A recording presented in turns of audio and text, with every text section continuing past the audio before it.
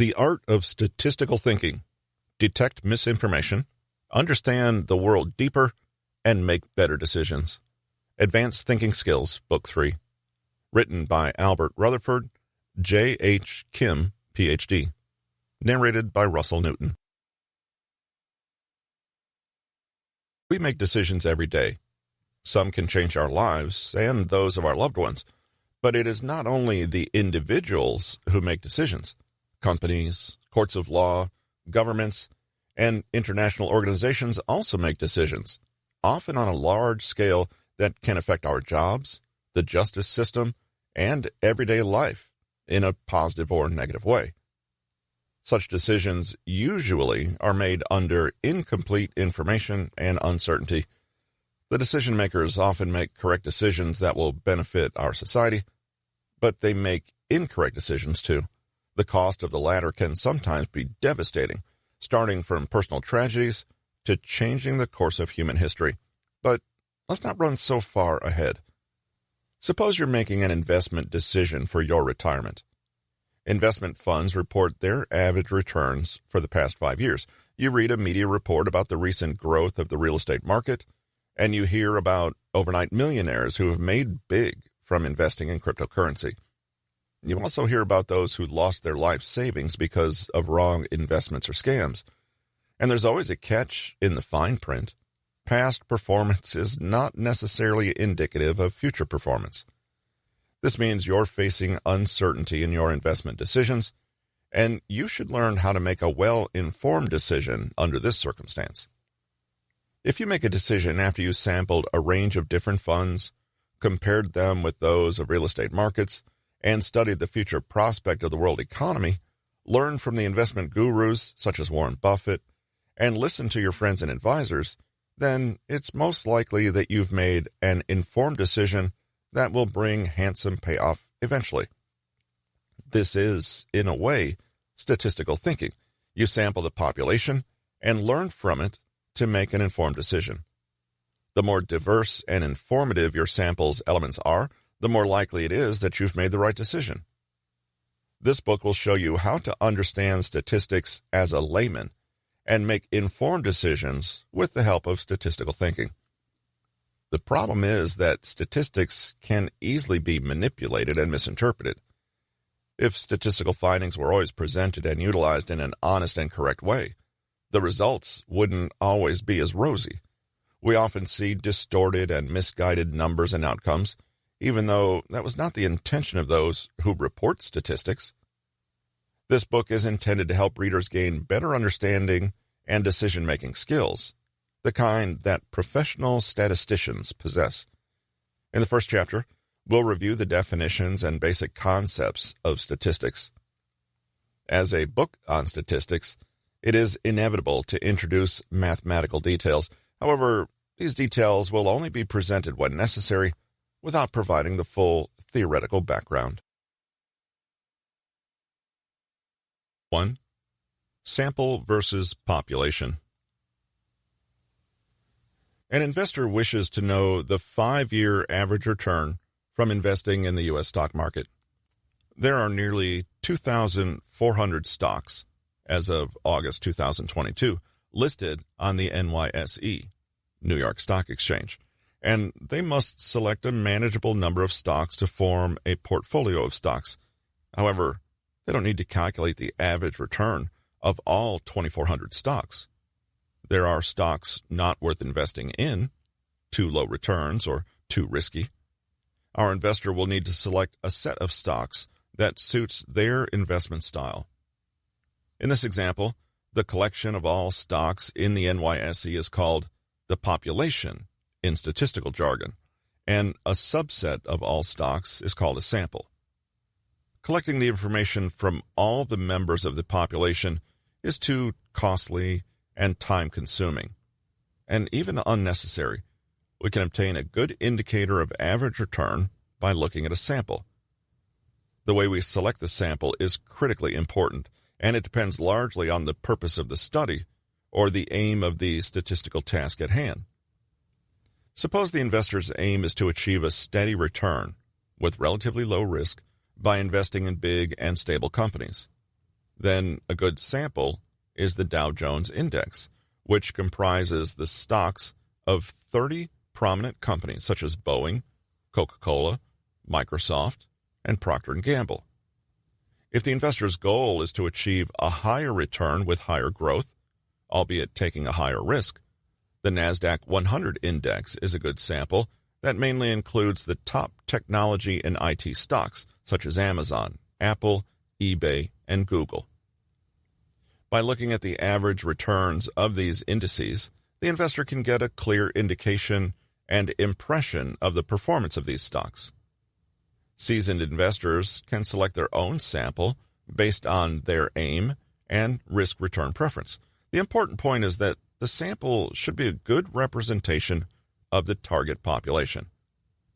If the investor wants safe and steady investment returns, but their sample represents high-risk stocks, they may not effectively achieve the aim of their investment. Hence, the target population should be determined in consideration of the aim of the statistical study. A sample that is good for representation of the population can be obtained by pure random sampling. The members of the population are selected randomly with an equal chance. For example, in political polls, all eligible voters should be treated equally. In this situation, the most effective way of selecting an unbiased and representative sample is random sampling, where the members of the eligible voters are selected with equal chance with no preselection or exclusions. In a later chapter, we'll discuss an example of one of the most disastrous polling outcomes in history, which occurred due to a violation of this random sampling principle. 2. Descriptive statistics. Descriptive statistics is a branch of statistics where the sample features are presented with a range of summary statistics and visualization methods. The summary statistics include the mean and median, which describe the center of the sample values, and the variance and standard deviation are the measures of the variability of the sample values. Visualization methods include plots, charts, and graphs, which are used to make a visual impression about the distribution of the sample values. 1.1. Mean and median. The mean refers to the average of a set of values.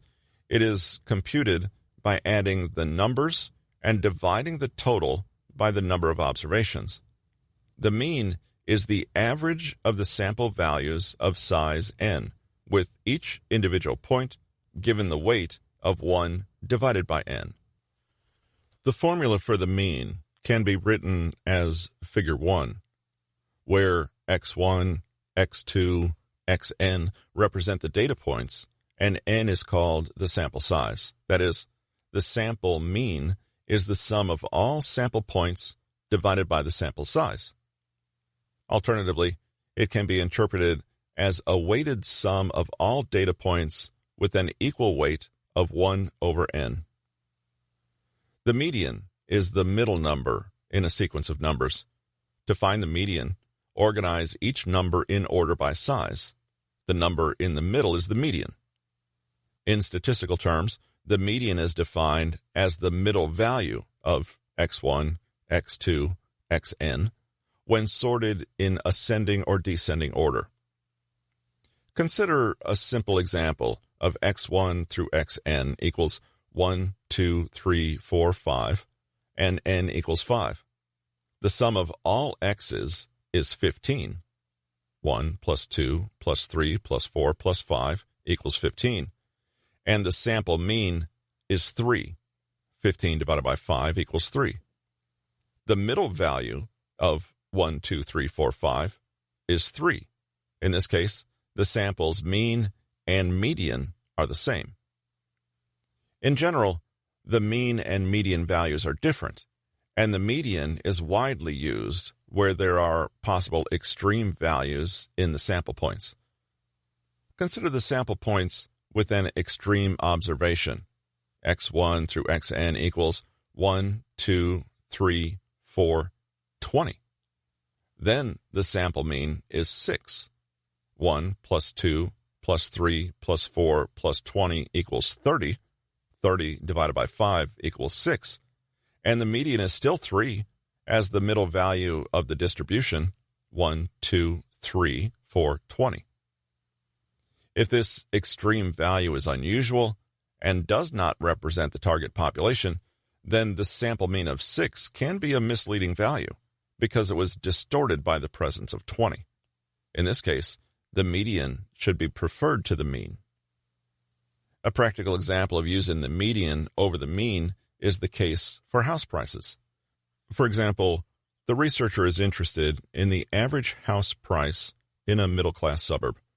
In such a suburb, there is still a chance that a big mansion or two in a large block of land may be included in the sale. However, these houses do not represent the general characteristics of the suburb, and it's reasonable to use the median in this case to find the average value free from the effect of these extreme values. The mean versus median is closely related to the skewedness of the distribution.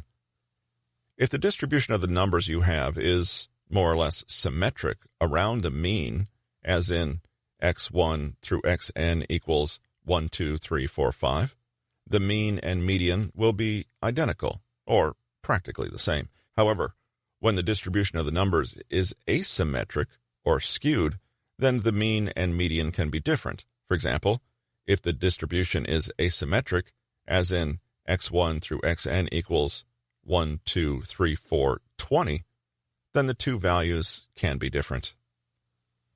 Graphical illustrations of the different shapes of the distribution and the positions of the mean and median are given. Suppose the above is the distribution of the performance of all salespeople in a company. A symmetric distribution means the higher performers and lower performers are in the same or similar proportion, in which case the mean and median are almost identical. A positive skewed distribution means the presence of a small number of extremely capable performers. In this case, the mean of the sales is inflated by their performance. If the sales manager wants an average value that represents the performance of the average salesperson, then the use of median is appropriate. If she wants to know the average sales, including the performance of all salespeople in the company, then the use of the mean is appropriate. A similar interpretation can also be made from a negatively skewed distribution illustrated above. 1.2. Variance and standard deviation. When analyzing or presenting a set of numbers, it's important to know the center of the distribution, but understanding their dispersion and variability is also important. Consider two salespeople with the same or a similar number of mean sales in the past year. In evaluating who was a more consistent performer, the manager will compare the dispersions in their sales throughout the year. Measures of variability, variance, and standard deviation present how widespread the sample points are around the mean. The distance of the sample point from the mean is calculated as formula 0, and they are squared to make them all positive. The average of all the squared distances from the mean is called the variance, which can be written as formula 2. How this formula works will be explained in the table below, but it is, in a way, the average of the squared distance of the data points from the mean, i.e., xi minus x squared. The standard deviation, s, is defined as the square root of the variance, namely, s equals the square root of s squared. Since the variance is the distance of the sample points from the mean in squares, the standard deviation converts the value into the same unit as the original value of the sample points by taking the square root.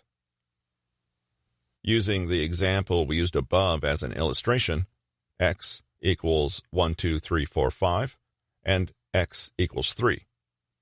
The variance is the sum of the numbers in the last column on the chart above divided by 4, which is 10 divided by 4 equals 2.5.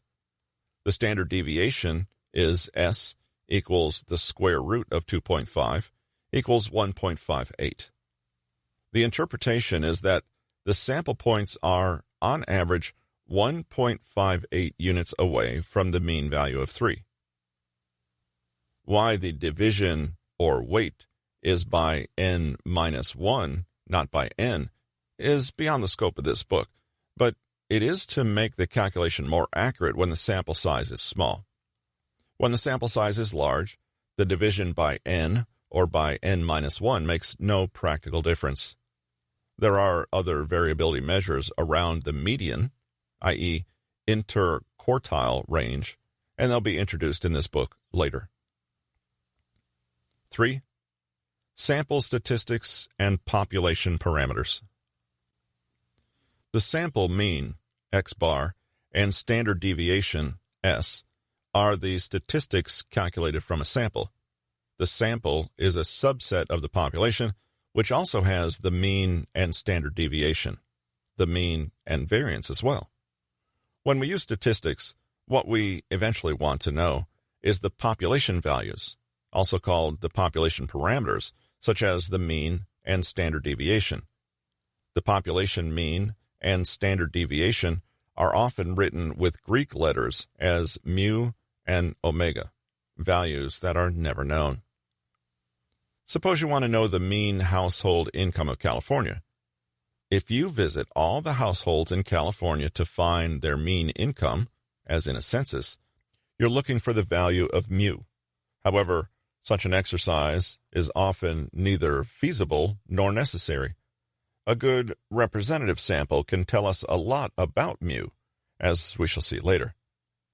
We can gather a random sample of 1,000 households to find their income, and this will give the value of the sample mean, x bar. If the sample was a good representation of the population, it's likely the sample mean is a good indicator for the population mean. The population and variance and standard deviation can be written formally as mu equals x1 plus xn over n, sigma 2 equals x1 minus mu squared plus x1 minus u squared divided by n. Sigma equals square root of sigma squared, where n is the population size and x1 through xn represent the population values. The formula above are similar to their sample counterparts in 1 to 3, hence their interpretations are similar, but they are the values of the population. In our example, n is the number of the total households in California, and x1 through xn are their incomes. If 1,000 households are selected randomly, and their mean income is found to be $75,000, then x bar equals 75,000, with n equals 1,000. It is hoped that this value of the sample mean is in close neighborhood of the true value of the population mean. Let's take another example. Consider a fictitious country with 1 million n eligible voters who are voting for their president. A candidate should have the support rate of more than 0.5 to get elected.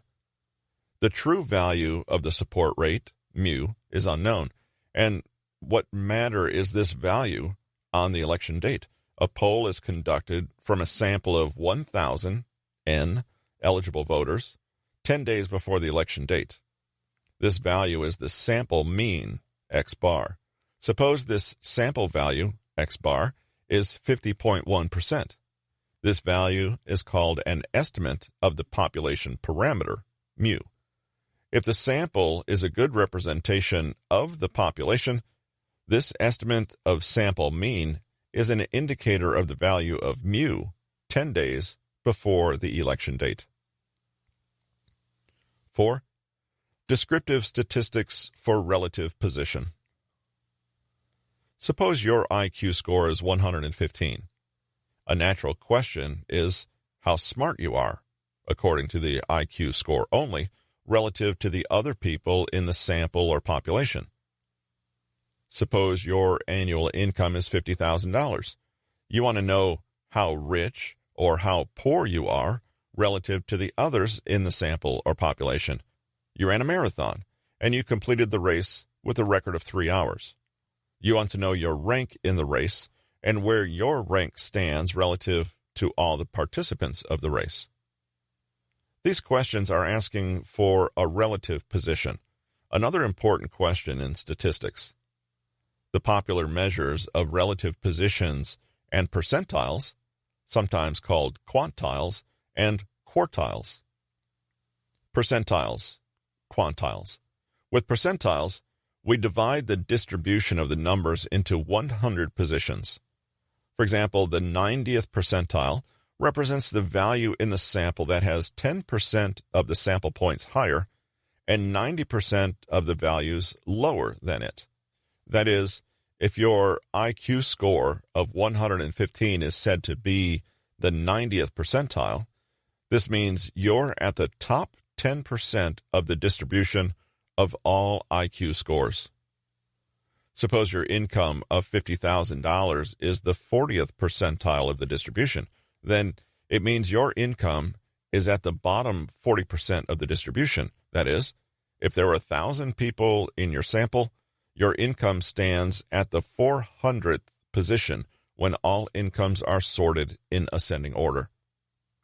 Similarly, among the 100 runners who participated in the marathon event, suppose your record of 3 hours is at the 75th percentile. This means your record is at the top 25%, and there are 24 runners who finished the race with a better record than yours, and 74 of them were behind you. Quartiles.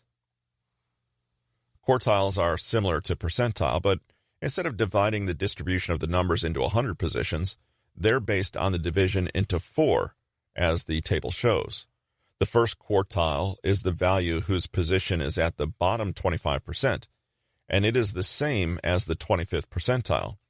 The second quartile is the 50th percentile, which is also the median. If we go back to your marathon record, your record of 3 hours is the third quartile of the distribution. Interquartile range. An interquartile range is defined as the difference between the third and first quartile of the distribution. It's a measure of variability or dispersion of a distribution alternative to the standard deviation. As the difference between the third and first quartiles, the length of the interval contains the middle 50% of the data points around the median.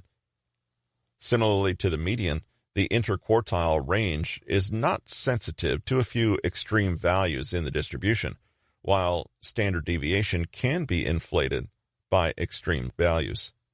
More examples will follow for the interquartile range. As an example, consider 2 suburbs whose median house prices are similar at $1 million. The researcher finds the first suburb has the first quartile at the $750,000 and the third quartile at $1.25 million, with the interquartile range of $500,000, $1.25 million minus $750,000. The second suburb has the first quartile at the $500,000 and the third quartile at $1.5 million, with the interquartile range of $1 million, $1.5 million minus $500,000. The interval that contains the middle 50% of the house prices are much longer in the second suburb, which indicates the variability of house prices is substantially larger in the second suburb. 5. Data visualization. Visualization is a powerful way of understanding the key features of a sample and making impressions. It often makes a better and stronger impression about the data characteristics than a table full of numbers. Consider an investor who wishes to invest in U.S. stocks. They gather the sample for NASDAQ 100 index and want to know how the index and its return have performed in the last 5 years to December 2021. Figure 1 represents the line charts, time plots of, and return growth rate in percentage monthly from 2017 to 2021. The index has been growing with an upward trend for the last 5 years, and the trend gets steeper from early 2020. The monthly return fluctuates around 0%, with most values between negative 10% and 10%. These plots provide a clear impression of how the index has performed in the last 5 years. A histogram is another popular method of data visualization that presents the frequencies of data points over the intervals of sample points.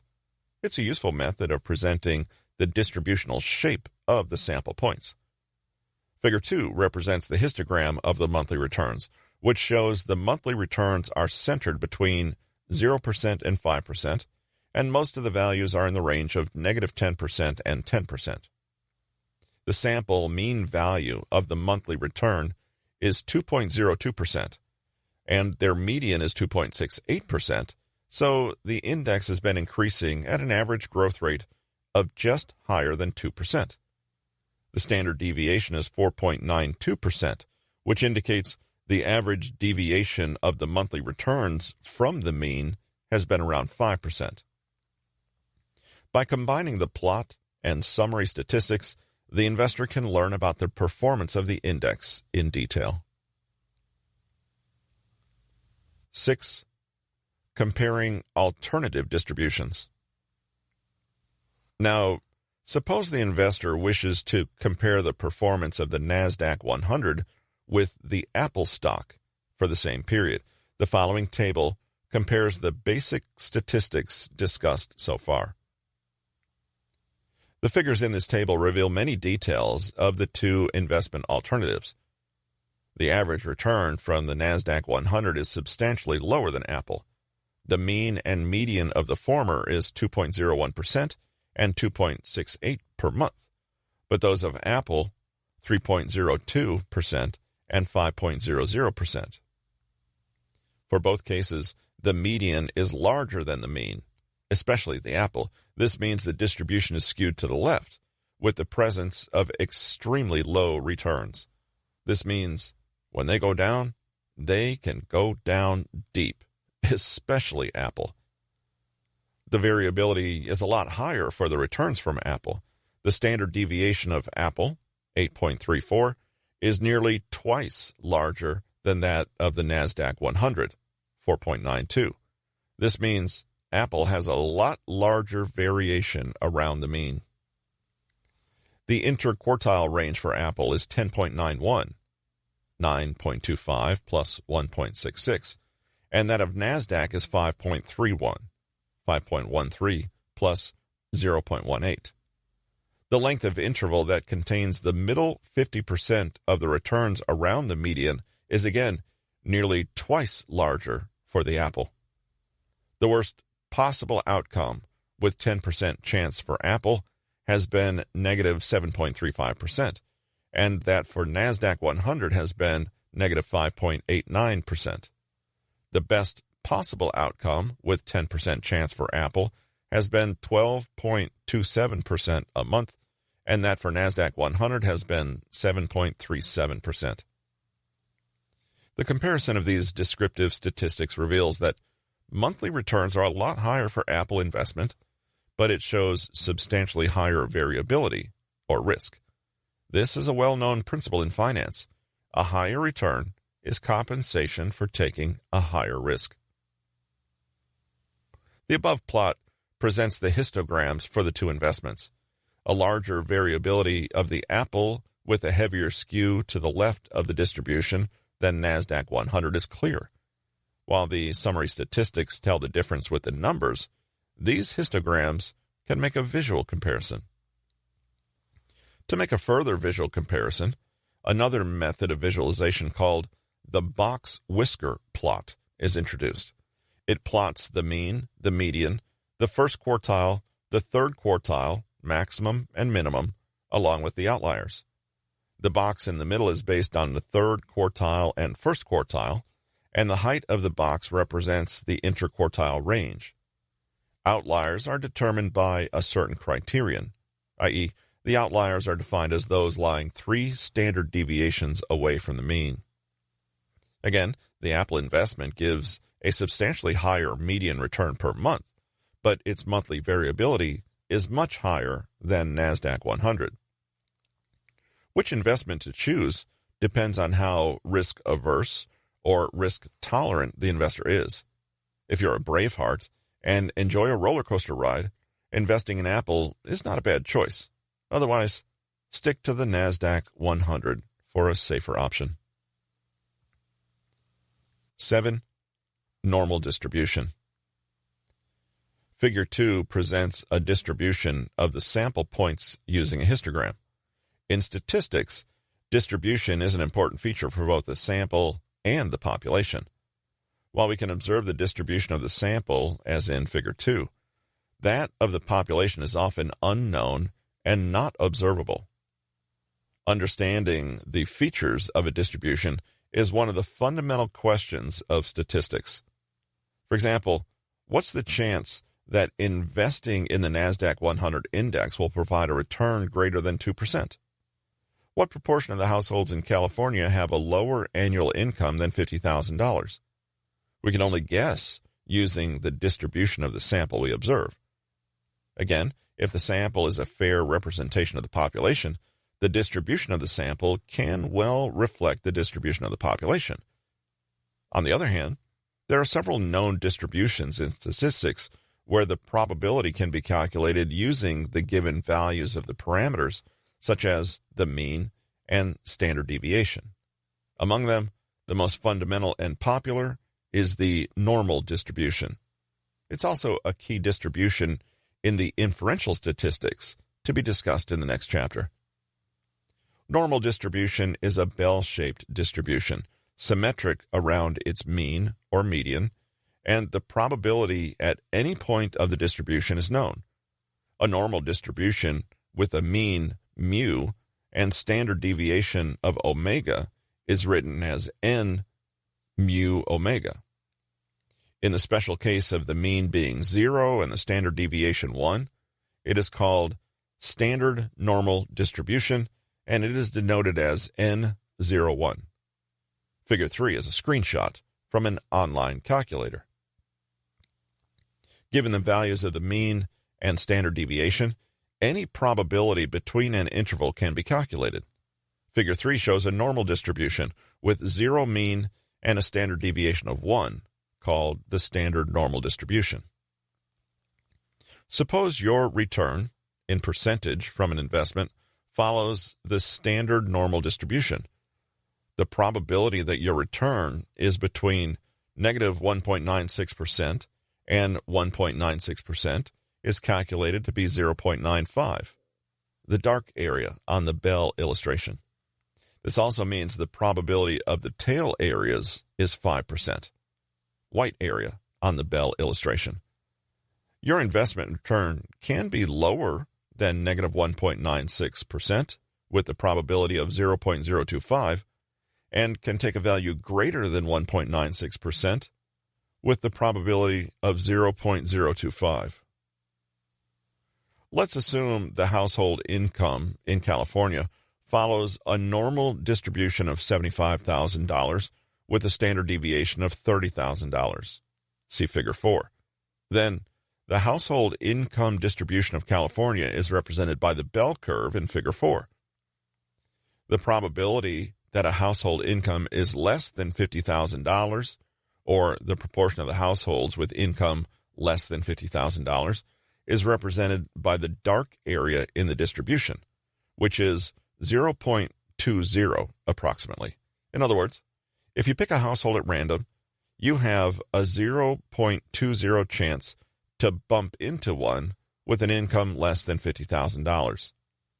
This also means the chance of a randomly selected household having an income higher than $50,000 is around 0.80, equals 1 minus 0.2023. 8. Checking the normality of a distribution. Normal distribution is the most fundamental and popular distribution in statistics, and it's widely used as a benchmark distribution or as an approximation to the true distribution when it is unknown. Being a benchmark or approximation means it may be sometimes useful but sometimes not, depending on the context and situation.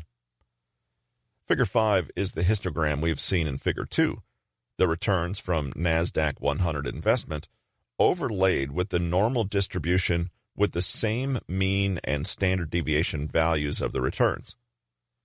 While the histogram shows a similar shape to the normal distribution, with near symmetry and bell curve, the fine details are not impressively consistent with the normal distribution.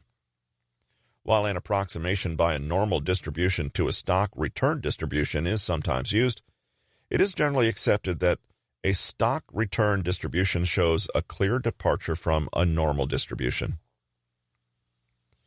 The QQ quantile plot provides a clearer way of checking the normality of a sample distribution using a graphical method. It connects the sample quantiles or percentiles with the theoretical quantiles from the normal distribution. If the sample follows the standard normal distribution, then its percentiles should match the percentiles from the normal distribution with the same mean and standard deviation. The 95th percentile from the sample distribution, which is normal, should match the 1.96, and the 50th percentile from the sample distribution should be 0, which is the 50th percentile from the normal distribution. An example of the QQ plot is given. The grid lines are at negative 1.96, 0, 1.96 for both axes, which are the 2.5th, 50th, and 97.5th percentiles from the standard normal distribution. The y-axis, vertical, represents the sample quantile, and the x-axis, horizontal, represents the theoretical quantiles from the normal distribution. The grid lines are at negative 1.96, 0, 1.96 for both axes, which match exactly. Hence, any sample that shows a QQ plot like the one above can be well approximated by a normal distribution. Figure 6 presents the QQ plots for the NASDAQ 100 and Apple returns. The return from the NASDAQ 100 return shows a reasonable match with the normal quantiles, while the quantiles of the Apple return show substantial departures from the normal quantiles. This indicates that while the NASDAQ 100 returns may be approximated by a normal distribution with reasonable accuracy, a normal distribution will be a poor approximation to the Apple return distribution. 9. Concluding remarks. As an opening chapter, the basic concepts and descriptive measures of statistics were discussed with the following key words: sample and population, mean and median, standard deviation and interquartile range, percentile or quartiles, histogram, time plots, QQ plot, box whisker plot, normal distribution.